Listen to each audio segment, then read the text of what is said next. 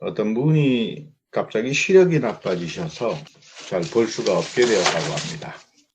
병원에 가서 수술을 받고 이제 시력이 다시 회복되었는데 이제는 기억에 문제가 생겨서 기억이 잘 안 돼요. 그래서 의사가 당황했다 그래요. 기억이 돌아오면 시력이 잘 안 보이고, 그래서 의사가 환자에게 물었답니다.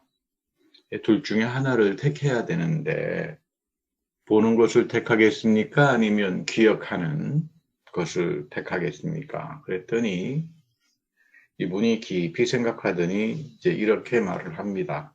과거야 이미 지나간 거니까 뭐 잊어버려도 되지만, 그러나 제가 눈은 가지고 살아야 되겠다. 이 눈을 가지고 미래를 보지 않겠느냐. 눈을 회복시켜 주시오. 이런 이야기가 전해집니다. 우리가 인생을 살면서 아주 중요한 것이 있다면 보는 거예요. 그 보는 걸 잘 봐야 돼요. 잘못 보면은 사람이 미혹을 당합니다. 믿음이라고 하는 것은 하나님의 말씀 안에서 내가 살아가는 인생 속에 펼쳐지는 하나님의 신령한 세계를 보고 살아야 되는데, 이 하나님의 신령한 세계를 자꾸 세속은 보지 못하게 합니다. 그것뿐만 아니라 이 세속주의가 교회 안에도 깊숙이 들어와 있으니까 정말로 하나님의 뜻을 분별하고 하나님의 신령한 세계가 우리에게 어떻게 역사하나 이거 잘 보지 못하고 착각할 때가 많습니다. 성경은 두고두고 우리에게 말하기를 믿음이라고 하는 것은 미래를 보는 거다, 이런 말을 합니다. 여기에는 굉장히 중요한 내용이 담겨져 있죠. 믿음 안에서 미래를 본다라고 하는 말은 나의 현재 속에 하나님의 미래가 들어와 있다. 뭐 장차 되어질 것, 앞으로 되어질 것, 이런 표현 속에는 사실 믿음 안에서 성령을 통해서 내 안에 현재화되어 있다. 그러니까 성경에서 말하는 믿음은 나의 현재 속에 들어와 있는 믿음입니다. 굉장히 중요합니다. 좀 어려운 말로는 프롤랩시스라고 하는, 우리 그리스 말로 쓰기도 합니다만 성경 어원에는 프롤랩시스, 하나님의 미래가 내 안에 들어와 있다. 이걸 믿음으로 보는 거죠. 그래서 내 삶이 형통해지고 하나님의 영이 나와 함께하여 주시고 내 삶을 주님의 마음에 합한 존재로 살아가게 하는 겁니다. 그래서 히브리서 11장 1절에도 믿음은 미래를 보는 것이라고 하죠. 바라는 것들의 실상이다. 장차 되어질 바라는 것들이 실상 현재화되어 있다 이 말이에요. 이 시제가 굉장히 중요합니다. 뭐 장차 뭐가 이루어지겠지, 뭐가 되겠지 이런 게 아니라 장차 이루어질 그것이 나의 믿음 속에서 현재화가 되니까 내가 알게 되고 보게 됩니다. 그래서 인내하게 되는 거예요. 여러분 그냥 인내하라 그러면은 못할 겁니다. 저도 여기 지금 앉아서 들어와서 자가격리를 하면서 감옥이 따로 없습니다. 밖에 나가지도 못하고. 이거 그냥 이제 인내하라 그러면 그거 어떻게 인내를 하겠어요. 근데 이번 주 토요일이면 이제 나는 다시 밖으로 나가는구나, 풀려나오는구나. 그게 내 현재 속에 들어와 있으니까 조금 뭐 불편하더라도 그냥 여러분 참고 갈 수 있잖아요. 근데 무턱대고 참아라. 정승훈 목사 당신 언제 나올지 모른다. 그렇게 해서 여기 제가 자가격리를 한다면 그거는 인내가 아닐 겁니다. 우리가 인내라고 하는 건 끝까지 참고 견뎌야지 뭐 이런 측면도 있지만, 성경에서 말하는 인내라고 하는 것은 장차 되어질 것들이 내 삶 속에서 실상이 되기 때문에 염려하지 마라. 그러니까 염려하지 않는 사람들, 믿음을 가지고 하나님께서 이루어 주신다는 것을 보고 사는 사람들이 바로 인내하는데, 그 인내 속에 초조함이 있는 것이 아니라 기쁨이 있어요. 여러분 이거 잘 알아야 됩니다. 아주 중요한 이야기죠. 여러분들 하나님 앞에서 나와서 기도하고 매달리고 그 기도가 바라는 것들의 실상으로 나에게 이루어지는 경우도 있지만 아직 이루어지지 않아서 초조해하는 그런 분도 계실 수 있습니다. 그러나 중요한 것은 하나님께서 믿음 안에서 장차 되어질 것들을 우리에게 실상으로 만들어주시는 분이다. 그러니까 초조하지 말고 염려하지 말고 기쁨 가운데 그 미래를 보고 살아가는 겁니다. 우리 오늘 구약의 말씀에 보면 갈렙의 이야기가 나오죠. 85살입니다. 근데 이분은 이 나이가 많이 드셨는데 가나안 정복이 끝나는 시점에 이 헤브론 성지를 주십시오. 뭐 단순한 어떤 만용이 아닙니다. 여러분이 헤브론은 아브라함이 살던 곳이죠. 성지입니다. 아브라함은 자기 땅을 소유한 적은 없지만 그의 아내 사라를 장사 지내기 위해서 막벨라굴을 여기에 사죠. 그래서 이 막벨라굴 아래는 아브라함, 이삭, 야곱, 믿음의 조상들이 묻혀 있고 아내들이 묻혀 있습니다. 그러니까 이 막벨라굴이 있는 헤브론 산지는 일종의 정신적으로 굉장히 중요한 땅입니다. 그리고 가나안을 정복한 이스라엘의 역사를 보면 다윗이 훗날 왕이 된 후에 이 헤브론을 도읍으로 삼아가지고 7년간 그 일대를 다스렸다 이런 말이 나옵니다. 그러니까 아주 중요한 지역입니다. 중요한 기업이죠. 근데 갈렙은 늙은 사람인데 왜 그렇게 하나님 앞에 헤브론을 달라고 그랬을까? 믿음은 바라는 것들의 실상입니다. 오늘 우리 이 본문에 보면 참 중요한 이야기가 하나 나오죠. 다른 게 아니라 그날에 여호와께서 말씀하신 이 산지를 지금 내게 주소서. 지금 다시 말하면 갈렙은 지금 저거 헤브론 마음에 드니까 뭐 아브라함 뭐 야곱 이삭의 성지가 돼 있으니까 그래서 무턱대고 주십시오 좋은 거 이런 이야기가 아니죠. 여호와께서 말씀하셨습니다. 주님께서 말씀하셨습니다. 이 산지를 지금 내게 주십시오. 하나님의 약속이 있습니다. 그곳에는 아낙 사람이 있고 그 성읍들은 크고 견고할지라도 여호와께서 나와 함께 하시면 하나님께서 말씀하셨고 약속을 했고 이건 너희들 거다. 그리고 하나님이 나와 함께 하신다면 저는 그 말씀에 따라서 그들을 내쫓을 수 있습니다. 그리고 여러분 이 갈렙은 지금 단순한 어떤 만용, 어떤 욕심 때문에 이 산지를 헤브론 산지를 나에게 달라고 하는 게 아닙니다. 먼저 하나님의 약속이 있었고 그리고 하나님께서 나와 함께 하신다면 나는 하나님의 뜻을 이루기 위해서 나가서 전쟁하고 이 땅을 취하겠다. 그런 이야기죠. 사실 여러분 아낙 자손이라고 하는 뭐 굉장한 거대한 그 거인들 아니에요. 이런 아낙 자손들의 본고지지만 갈렙의 신앙 속에는 하나님만 바라보는 온전한 믿음이 있습니다. 주님께서 말씀하셨고 주님께서 나와 함께 하신다면 아낙 자손은 아니라 아무리 거인이라도 나는 나가서 싸우겠다. 다윗의 골리앗하고 싸우면서 가졌던 그 믿음이 갈렙 속에도 그대로 드러나는 것을 보게 됩니다. 여러분 중요합니다. 믿음이라고 하는 것은 나의 만용이나 나의 확신이 아니라 우리 성경 전체가 나를 위한 말씀이라면 성경에서 하나님이 나를 위해서 말씀하신 게 뭔가 그리고 내가 이 말씀을 이룰 때에 하나님이 나와 함께 해주신다면 우리 역시 갈렙처럼 상속을 받는 사람이 되는 겁니다. 여러분 참 중요하죠. 하나님께서 말씀을 주신 이유는 이 성경 전체에 엄청난 축복과 보화와 하늘의 신령한 세계에 상속함이 있어요. 이 상속함을 내가 가지려면 약속과 하나님이 나와 함께 하신다라고 하는 갈렙과 같은 온전한 믿음, 이 믿음에 거할 때에 놀라운 역사가 하나님의 권능이 여러분들의 삶에도 그대로 나타나는 겁니다. 사실 여러분 갈렙은 뭐 내 몫을 챙기기 위해서 자기 욕심 때문에 뭐 저 산지를 주십시오 이런 사람이 아닙니다. 그는 하나님의 뜻을 이루고 싶었고 그걸 믿었고 그래서 하나님께서 갈렙을 축복하는 거예요.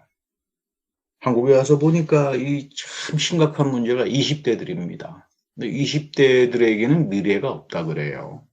20대가 이제 나중에 뭐 대학을 졸업하고 사회로 나가게 되면 거의 80%는 실업자라고 합니다. 굉장히 심각하죠. 그래서 20대 초반의 사람들이 뭘 하나 하면 비트코인, 가상화폐라고 하는 데 들어가 가지고 큰 돈을 잃어요. 또는 큰 돈을 따기도 하고요. 그러다가 보니까 이 대한민국 사회가 비트코인에 의해서 갬블링 소사이어티, 노름하는 사회가 되는 겁니다. 젊은 사람들이. 여러분, 이게 보통 이제 갬블링 하는 분들 보면 미국에서는 나이 드신 분들 뭐 다 은퇴하셔서 노년에 뭐 시간이 이제 남으시는 분들 뭐 이런 분들이 심심풀이로 이렇게 하시는데 대한민국은 20대 젊은 사람들이 미래가 없으니까 미래가 안 보여요. 절벽입니다. 그래서 가상화폐에 들어가서 이상한 돈에 이 노름처럼 투자를 하다가 난리가 납니다. 여러분, 우리가 이 화폐에 대해서, 돈에 대해서, 경제에 대해서 성서적으로 이해를 해야 돼요. 이 화폐나 돈은 영적인 의미가 있어요. 간단하게 말하면 합리성이에요. 우리 막스 베버라고 하는 사회학의 아버지가 있습니다. 이분이 기독교를 연구하면서 자본주의하고 연구를 했는데 결론은 뭐냐 하면, 우리는 흔히 자본주의 그러면 아주 뭐 천박한 거, 돈 많은 사람들이, 자본가들이 아주 못된 짓 하는 거 이렇게 생각하는데 전혀 그렇지 않아요. 자본주의는 합리성입니다. 합리적으로 분업하고 잘 계산하고 열심히 노력해서 자기가 노력한 것만큼 산출과 수익을 얻어내는, 그러려면 합리적인 조직이 돼 있어야 되고요. 분업이 돼 있어야 되고요. 전문화가 돼 있어야 되고요. 그래서 사회가 발전하는 거죠.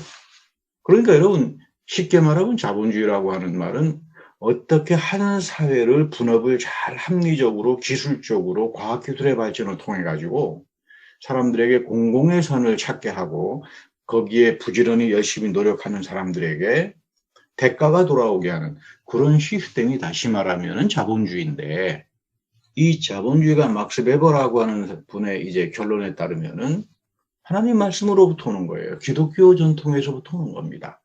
그러니까 여러분들이나 저나 항상 화폐를 생각할 때는, 여기에는 영적인 의미가 있고 정당하게 땀을 흘려서 돈을 벌고 합리적으로 생각하고, 합리적으로 생각하니까 화폐를, 자기가 가지고 있는 경제를 손용할 줄 알죠. 바르게 사용할 줄 알잖아요.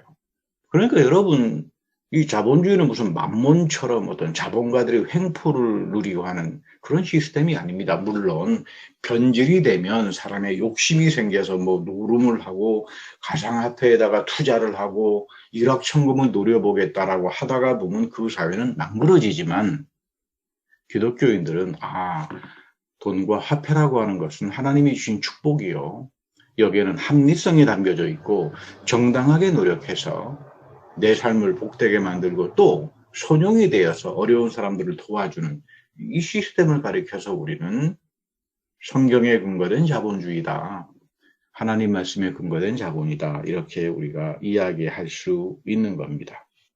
사실 교회는 너무 많이 편안해져 있어요. 저는 이제 갇혀 있다가 보니까 늘 TV, 기독교 방송에서 듣게 됩니다만, 어떤 교회는 재미있게도 연기를 배워줍니다 하는 프로그램이 있어요. 사람들이 많이 몰립니다. 연기를 배우기 위해 가지고 교회를 나갑니다. 연기 학교. 참 이상하다. 어떻게 배우가 되려면 연기 학원을 다녀야지 어떻게 교회에 가서 저러나 봤더니 거기 목사님이 왕년에 배우예요. 지금도 배우입니다.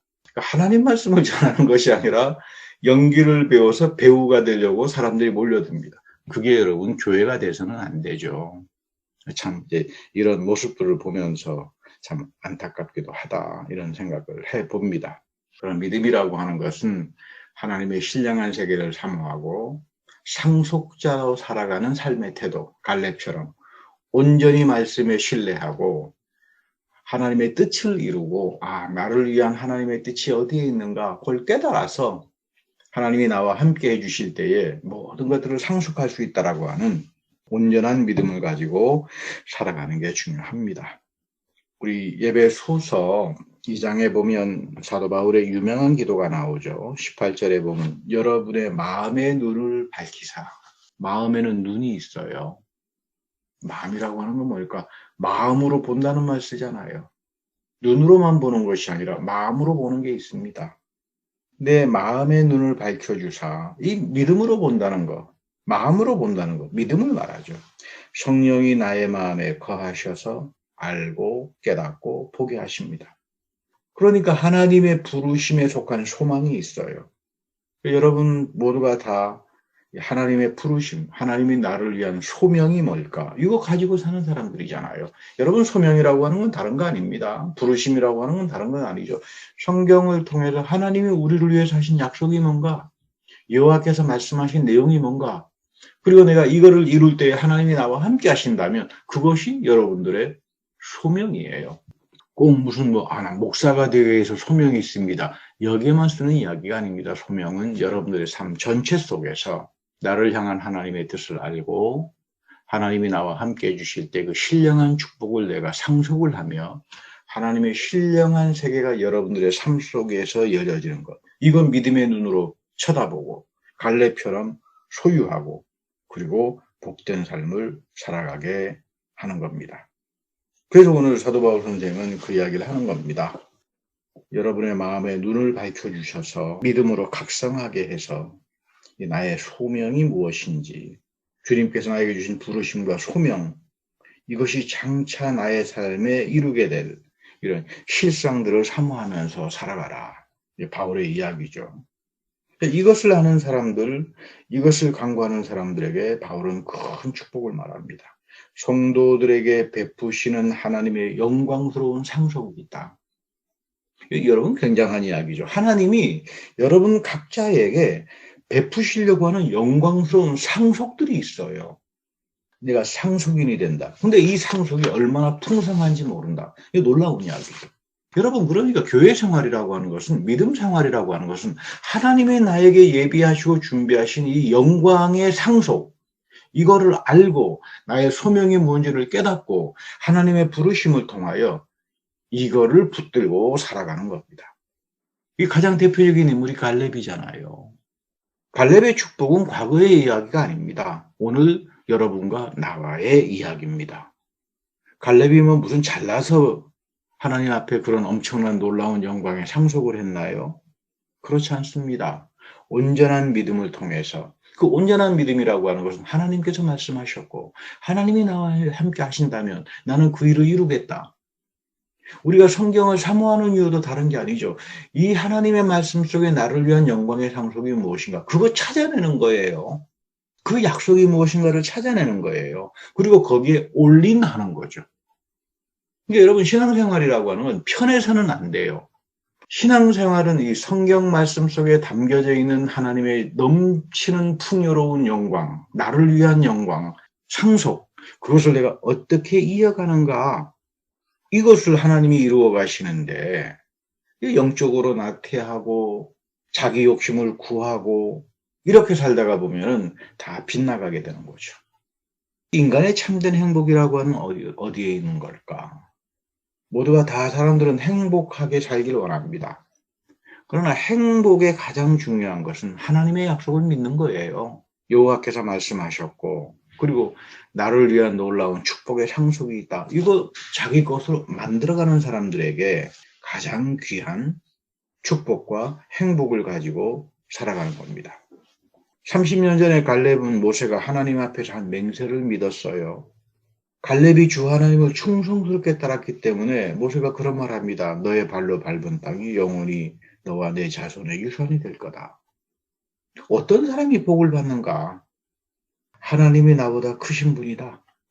하나님의 약속은 절대로 거짓이 없다. 이 하나님 말씀에 온전히 헌신하고 살아가는 사람들이 복된 사람이죠.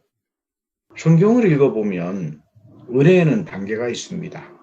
그 예수님께서 너희에게 은혜를 받았느냐 이제 물어보실 때가 있어요. 그럼 우리가 은혜를 받았습니다 대답하면 예수님의 특징이 제자들에게 너희들이 은혜를 받았느냐, 하나님의 은혜를 체험했느냐, 하나님의 권능을 체험했느냐, 제자들이 그 체험을 했다라고 한다면 그 자리에 머물러 있지 마라. 이게 예수님의 특징이에요. 죄를 지었으면 너희들이 죄를 사함의 은혜를 받았으면 다시는 죄를 짓지 말고 너에게 잘못한 사람을 용서해 주라. 이게 같이 들어가는 겁니다. 너가 하나님에게 은혜를 받았으면 남에게 은혜를 베푸는 사람으로 살아가라. 은혜는 끊임없이 하나님으로부터 오지만 내가 은혜에 합당한 삶을 살지 않으면 은혜는 떠납니다. 참 묘해요. 하나님의 은혜는 내가 잘 간직하고 사모하고 붙들고 살아가야지 나는 늘 은혜만 받습니다. 그걸로 끝해버리면 은혜는 떠납니다. 우리가 은혜에 합당한 삶을 살아야 해요. 갈렙의 삶이 그렇고 바울이 에베소서에 하는 기도의 내용이 그렇습니다. 나는 어떻게 하나님의 은혜를 체험하면서 이 은혜에 합당한 삶을 살아갈 수 있을까? 이 사도행전은 하나님으로부터 은혜를 받고 은혜를 갚고 살아갔던 사도들의 삶을 증거합니다. 오늘 대표적으로 사도행전 본문은 가이사랴에 있었던 사건이죠. 이방인에게 성령 강림의 사건이 나타나는 겁니다. 고넬료는 이방 사람입니다. 로마 군인이었고 예루살렘 근방에서 식민지 관리를 하는 로마의 고급 장교였죠. 로마 나름대로 종교도 있고 문화도 있고 법도 있는데 고넬료는 로마의 긍지 속에서 산 사람이 아닙니다. 자기네가 다스리고 있는 예루살렘의 하나님의 종교가 바른 진리다 이렇게 믿고 산 사람이에요. 대단한 사람이죠. 이 고넬료가 어떤 사람인가를 보면 경건한 사람이라 그래요. 사도행전 10장 2절에 가면 그 특징이 나옵니다. 그는 온 집으로 더불어 기도하고 자기 가족과 더불어 기도하는 사람이에요. 구제하고 어려운 사람들 도와주는 사람입니다. 그래서 많은 사람에게 칭찬을 받았다. 가족과 더불어 기도하고 어려운 사람들은 돌봐주고 많은 사람들이 고넬료를 보면 참 훌륭하다. 이런 사람이에요. 구제를 많이 하는 사람이 있습니다. 그러나 기도가 없는 사람을 만날 때가 있어요. 그러나 기도와 구제는 같이 가는 거예요. 내가 잘나서 구제하는 것이 아니라 하나님이 나에게 물질의 축복을 주었으니까 그걸 합리적으로 생각해서 영적인 의미로 선용이 되려면 항상 하나님과 우리가 소통이 돼야 되죠. 이러한 경건을 하나님께서 하나님 마음에 합했던 것이고 하나님께서 사랑을 합니다. 그래서 그를 위해서 하나님이 복된 미래, 하나님의 신령한 세계를 열어주시는 거예요. 베드로가 고넬료에게 갔을 때에 고넬료가 이런 말을 합니다. 주님께서 명령한 모든 것을 듣기 위해서 하나님 앞에 모였다. 참 굉장한 믿음의 고백이에요. 베드로를 보지 않았습니다. 베드로를 보면서 어떤 마음을 가졌나 하면 하나님께서 베드로를 통해서 지금 우리에게 말씀하는구나. 그러니까 하나님 앞에 모였다. 하나님의 말씀이 곧 하나님이다. 고넬료의 신앙 고백이 참 중요하죠. 하나님의 말씀이 곧 하나님이다. 그 말씀에 대한 굉장한 신실함이 있어요. 우리가 성경을 사모하는 이유도 이 말씀을 통해서 살아계신 주님의 음성을 듣잖아요. 제가 한국에 왔더니 신학교 동창 동기였던 아주 좋은 친구하고 오래간만에 한 30여 년 만에 이렇게 연락이 돼서 저하고 이야기하다가 이 친구는 신학교 졸업해서 농촌 쪽에 들어가서 농촌 목회를 오랫동안 했습니다. 시골로 들어가서. 아주 똑똑하고 공부를 잘했던 분이어서 저는 학교 다닐 때 저분이 이제 박사 공부를 해서 교수가 되겠다 생각을 했는데 평생을 그 어려운 지역에 들어가서 농촌 목회를 하면서 은퇴 준비를 하고 있다고 그런 이야기를 하더라고요. 그래서 책을 한 권 보내주신다고 봤더니 성경 원어, 히브리어, 그리스어를 가지고 하나님 말씀을 묵상하면서 쓴 책이에요. 여러분 이거 상상이 갑니까? 저는 참 마음이 좋대요. 시골에서 농촌에서 목회하는 목사님이 성경의 원어를 가지고 붙들고 주석을 해가지고 자기가 만났던 하나님을 증거하는 그런 책을 저에게 보내주신다 그러는데 참 은혜를 받았습니다. 근데 이분이 그런 거죠. 나는 하나님 말씀 안에서 뒤집어졌다. 그러니까 이 말씀 속에서 살아계신 하나님을 체험하기 시작하면서 그 인생이 얼마나 아름다운 것인가. 그것이 시골에서 많은 사람들이 알아주지 않은 자그마한 교회를 하더라도 어려운 사람들을 섬기며 살더라도 하나님이 인정해 주시고 하나님이 복되다고 여겨주신다면 이것처럼 여러분 귀한 게 없는 겁니다. 그것이 바른 신앙을 가지고 살아가는 의미죠. 근데 오늘 굉장히 중요한 건요. 이 말씀, 베드로의 말씀이 들려질 때 성령이 임재합니다. 그러니까 왜 우리가 하나님의 말씀을 사모하는가? 하나님의 말씀을 베드로가 사모하고 들었을 때에 성령이 임재했다. 여러분 그렇기 때문에 우리가 성령은 산에 가서 받는 거다, 기도를 막 통성으로 해가지고 받는 거다. 천만의 말씀이에요. 설교 시간에 하나님 말씀을 사모하는 사람들에게 성령이 임재하는 겁니다. 이 듣는 방언이라고 그러죠. 말씀 속에서 나는 이미 성령을 체험했다. 이게 방언으로 나타나는 거죠. 이런 차원 없이 가서 통성기도 하다가 방언 받아도 그거는 여러분 성경에서 말하는 방언이 아니에요. 여러분 오순절날도 방언이 어떻게 임하죠? 베드로가 설교를 했을 때 그 설교를 듣고 마음에 찔렸던 사람들에게 성령이 임재하잖아요. 항상 말씀 속에 성령이 임재해서 이 말씀을 불을 붙여서 우리를 각성시킵니다. 여기서 하나님이 살아계신 하나님이 우리에게 말씀하시는 거죠. 오늘 굉장히 중요합니다. 믿음의 기적은 어디에서부터 나타날까? 말씀을 믿고 이 말씀을 통해서 놀라운 상속이 있다. 하나님이 여러분들을 위대한 영광스러운 상속으로 인도하기 전에 1차적으로 하나님이 여러분들에게 부어주시고자 하는 게 말씀을 통한 성령이에요. 고넬료처럼 이 성령을 통해서 내 마음의 눈을 열고 그 속에서 내 삶이 각성이 되고 여기에서부터 살아계신 하나님의 상속의 위대함이 여러분들의 믿음을 통해서 갈렙처럼 사도 바울의 기도처럼 고넬료처럼 이어지는 겁니다. 늘 여러분들의 인생이 말씀 안에서 하나님의 성령을 체험하고 살아계신 하나님의 음성을 듣고 하나님의 위대한 상속에 이어가는 상속자로 그 기업의 기업가로 그 풍성한 축복이 여러분들에게 함께하기를 기원합니다. 다 같이 기도하겠습니다. 하나님, 우리의 믿음의 눈을 뜨게 하여 주시고 갈렙처럼 참으로 하나님께서 말씀하셨고 하나님이 나와 함께 해주신다면 저 위대한 산지를 나의 것에 상속으로 삼을 수 있다라고 하는 그 온전한 믿음을 우리에게도 주셔서 이것이 과거의 이야기가 아니라 오늘도 말씀을 사모하고 말씀에 순종하며 살려고 하는 사람들에게 하나님께서 고넬료에게 부어주셨던 그 성령을 우리에게도 부어주시옵소서. 이 성령을 통하여 우리가 하나님의 신령한 세계를 바라보며 주님께서 우리를 위하여 예비하신 위대한 영광의 상속을 이어가는 귀한 믿음의 상속자들이 다 되게 하옵소서. 우리 구주 예수 그리스도의 이름으로 축복하며 감사 기도합니다. 아멘.